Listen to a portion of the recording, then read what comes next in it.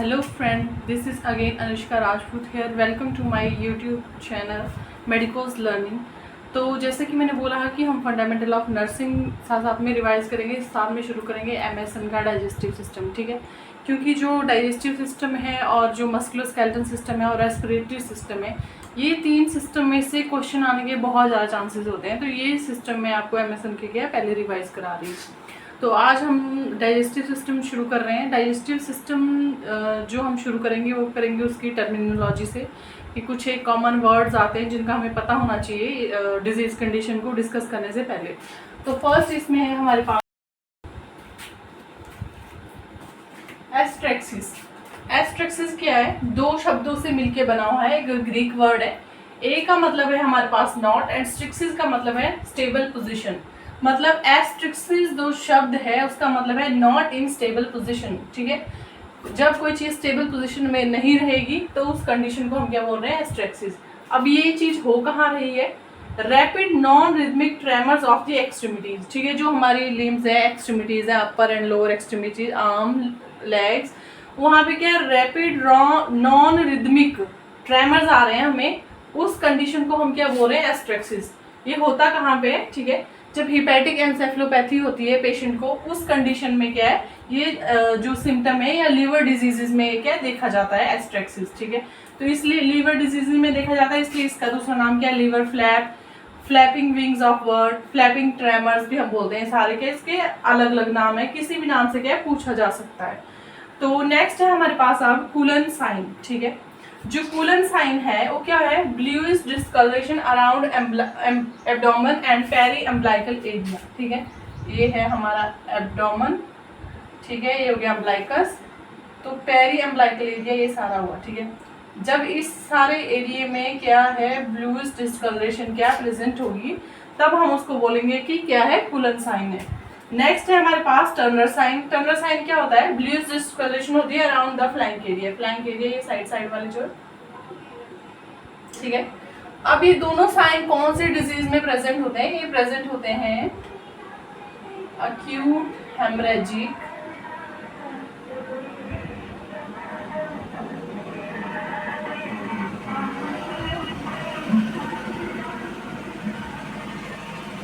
Acute haemorrhagic pancreatitis, ठीक है।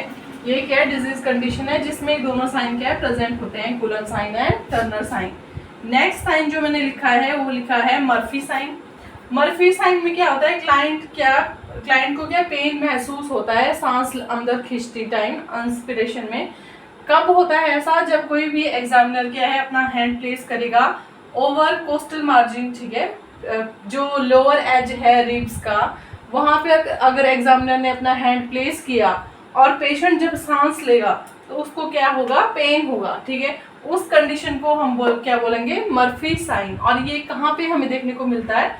ये हमें देखने को मिलता है कॉलीसिस्टाइटिस में, ठीक है। गॉल ब्लैडर की जब इन्फ्लामेशन हो उस कंडीशन में क्या है हमें मर्फी साइन क्या है देखने को मिलता है पेशेंट में।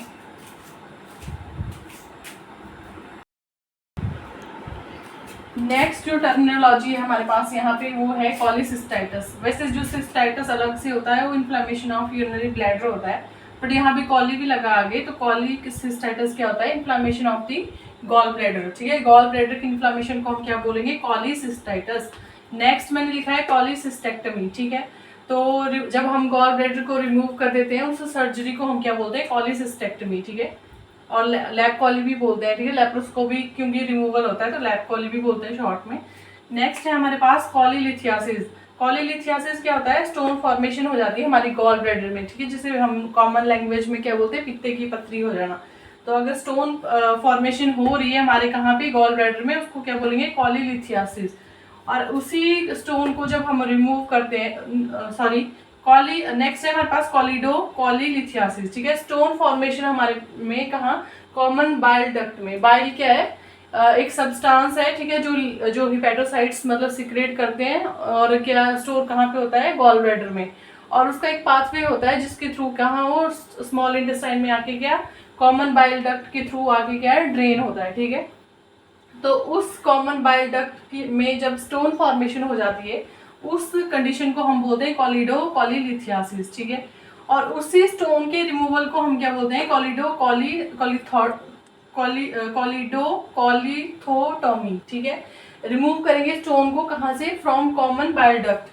और नेक्स्ट जो सर्जरी है हमारे पास वहाँ वो उसका नाम है बिलीरुथ 1। और ये दो बिलीरुथ 1 और बिलीरुथ 2 दोनों जो सर्जरी है ये हम क्या पेप्टिक अल्सर डिजीज में परफॉर्म करते हैं, ठीक है। जब अंदर पेप्टिक अल्सर डिजीज हम डिटेल में पढ़ेंगे तब पता चल जाएगा। फिलहाल के लिए आप इतना याद रखिए कि दोनों सर्जरी कहाँ पे परफॉर्म की जाती है, पेप्टिक अल्सर डिजीज में, ठीक है। जो बिलीरुथ 1 है उसको हम क्या है गैस्ट्रोड्यूडेनोस्टमी भी बोलते हैं, दूसरा नाम है इसका गैस्ट्रोड्यूडेनोस्टमी।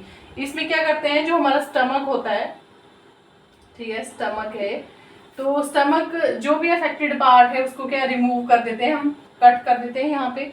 और जो रह जाता है पार्ट, ठीक है, उसको क्या है दोबारा से जोड़ दिया जाता है। जो नेक्स्ट पार्ट होता है स्मॉल इंटेस्टाइन का, स्मॉल इंटेस्टाइन का जो पहला पार्ट है वो ड्यूडेनम होता है, ठीक है। अगर हम ड्यूडेनम के साथ इसको ज्वाइन कर रहे हैं तो इसको हम क्या बोलेंगे, गैस्ट्रोड्यूडेनोस्टमी, ठीक है।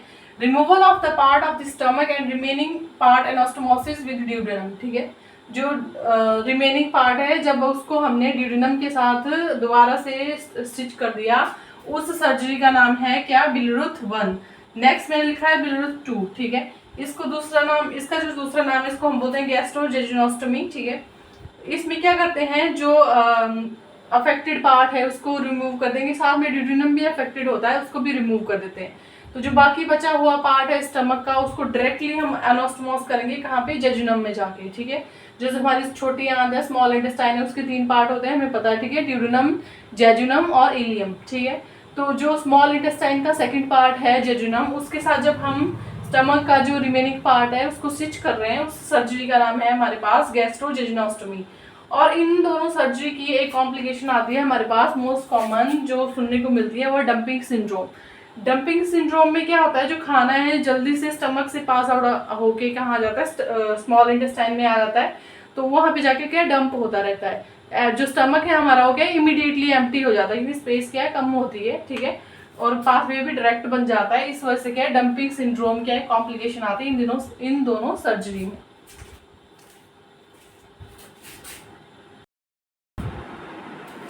नेक्स्ट जो हमारे पास टर्मिनोलॉजी है यहाँ पे उसका नाम है वेगोटॉमी, ठीक है। हम क्या, वेगोटॉमी क्या होता है, सर्जिकली कट करना जो ब्रांच है वेगस नर्व की। जो वेगस है वो हमारी क्या है 10th क्रेनियल नर्व होती है, ठीक है। 10th क्रेनियल नर्व है तो उसको हम यहाँ पे कट कर रहे हैं। किस डिजीज में, डाइजेस्टिव सिस्टम में कट की जाती है, पेप्टिक अल्सर डिजीज में, सेम, ठीक है। क्योंकि ये क्या है सप्लाई करती है और जो हमारे पैराइटल सेल होते हैं स्टमक के, पैराइटल सेल जो होते हैं स्टमक के, उनको क्या स्टिमुलेट करती है क्योंकि क्या ज़्यादा से ज़्यादा क्या सिक्रेट करे, हाइड्रोक्लोरिक एसिड, ठीक है। जब पहले से ही बॉडी में क्या अल्सर फॉर्म हुए, पेट में अल्सर फॉर्म हुए और ज़्यादा हाइड्रोक्लोरिक एसिड बनेगा तो और ज़्यादा अल्सरेशन होने के चांसेस रहेंगे क्योंकि वहाँ की जो वॉल है ऑलरेडी क्या इरोड हो चुकी है। तो इसलिए हम क्या है जो ब्रांच है वेगस नर्व की, 10th क्रेनियल नर्व की, उसको क्या कट कर देते हैं ताकि पैराइटल सेल स्टिमुलेट ना हो और ज़्यादा हाइड्रोक्लोरिक एसिड ना फॉर्म हो। नेक्स्ट हमारे पास जो टर्मिनोलॉजी है उसका नाम है पाइलोरोप्लास्टी, ठीक है। पाइलोरोप्लास्टी क्या होता है, रिपेयरिंग और वाइडनिंग होती है पाइलोरस की। पाइलोरस क्या होता है, स्टमक का पार्ट होता है,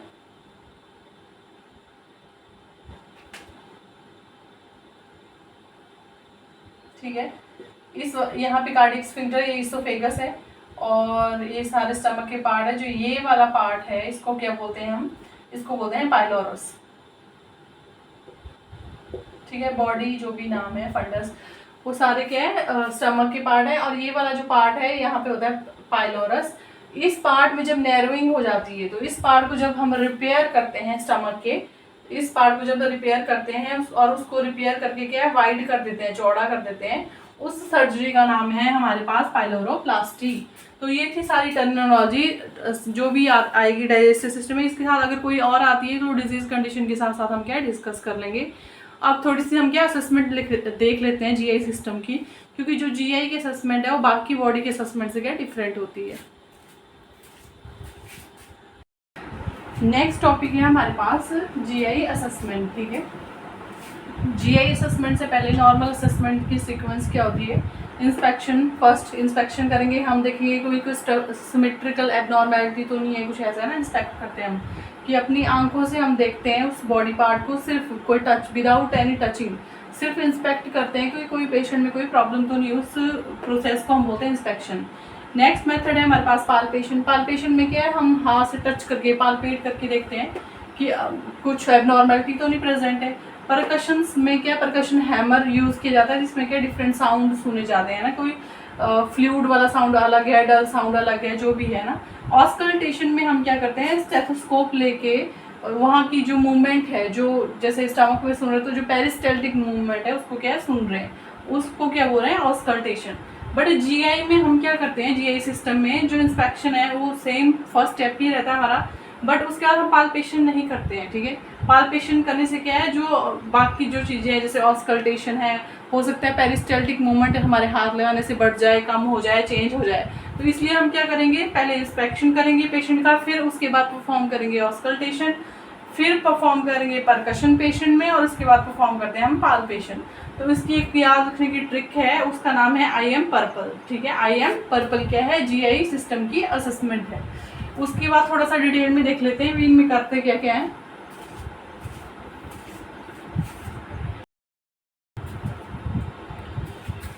फर्स्ट है हमारे पास इंस्पेक्शन, ठीक है। इंस्पेक्शन में हम क्या करते हैं, visualization through eye for any discoloration, bulging mass, ठीक है। हम अपनी आंखों से देखेंगे पेशेंट में कोई डिस्कलरेशन, मतलब कोई कलर तो नहीं चेंज हुआ है ना, जैसे ब्लूइश तो नहीं हो गया है ना नॉर्मल से स्किन का कलर, कोई बल्जिंग मास तो नहीं है उसकी, जो हमें क्या दिखाई दे रहा है।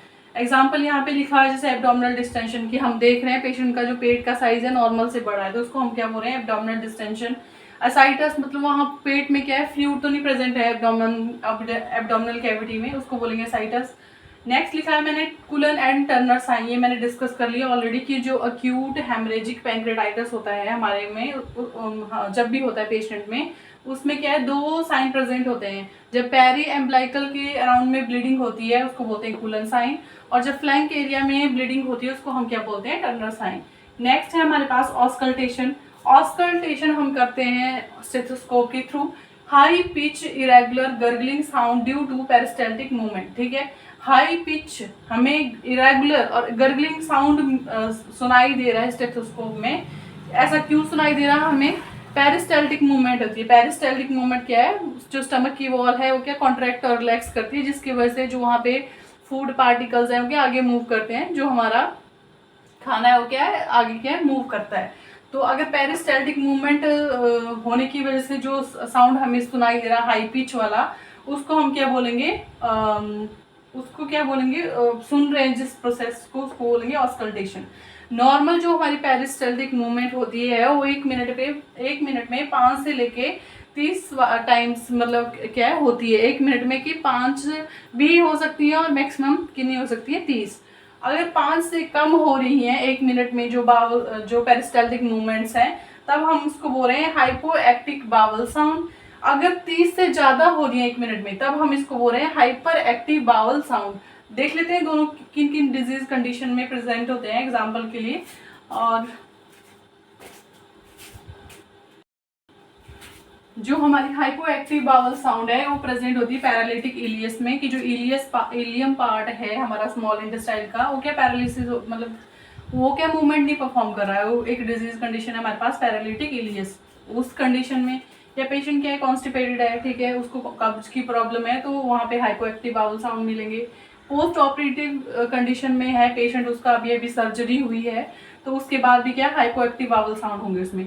जो हमारा सिंपैथेटिक नर्वस सिस्टम है उसकी एक्टिविटी बढ़ गई है, बॉडी में फाइट और फ्लाइट के रिस्पॉन्सेज आ रहे हैं, फियर फाइट फ्लाइट, उसमें क्या है हमारा सिंपैथेटिक नर्वस सिस्टम काम करता है। तो जब सिंपैथेटिक एक्टिवेट होता है उसमें क्या है, जो हमारा पैरासिम्पैथेटिक है वो काम करता है हमारा रेस्ट और डाइजेशन में, और जो सिंपैथेटिक है वो काम करता है हमारा फ्लाइट और फियर वाली कंडीशन में। तो जब सिंपैथेटिक नर्वस सिस्टम क्या है ज़्यादा एक्टिव है, तो जो रेस्ट और डाइजेशन है, डाइजेशन का प्रोसेस नहीं होगा, इसलिए जो बावल की मूवमेंट है वो क्या होगी हाइपो एक्टिव। नेक्स्ट है हमारे पास हाइपर एक्टिव बावल साउंड। जब पेशेंट को क्या है डायरिया है, उसको बार बार क्या हो रहे हैं लूज मोशन, उस कंडीशन में जो बावल मूवमेंट है ज़्यादा होगी ऑब्वियसली, है ना। पैरासिम्पैथेटिक नर्वस सिस्टम की एक्टिविटी क्या है ज़्यादा है, मैंने बोला कि रेस्ट और डाइजेशन में काम करता है, तो क्या है हाइपर एक्टिव बाउल साउंड मिलेंगे। आईबीडी है इन्फ्लामेटरी बाउल डिजीज, 2 डिजीज जिसमें आती है अल्सरेटिव कोलाइटिस और क्रोन डिजीज। इनमें से कोई भी डिजीज अगर पेशेंट में प्रेजेंट है तब भी क्या होगी, बाउल मूवमेंट हाइपर एक्टिव। या फिर पेशेंट को कोई हेमरेज है, ठीक है, हेमरेज प्रेजेंट है तो भी जो बाउल मूवमेंट है वो क्या होगी, हाइपर एक्टिव होगी। तो यहाँ तक हमारा जो ऑस्कल्टेशन था वो क्या कंप्लीट हो गया। नेक्स्ट है हमारे पास परकशन। परकशन परकस करेंगे हम एब्डोमेन को या स्टमक को, ठीक है।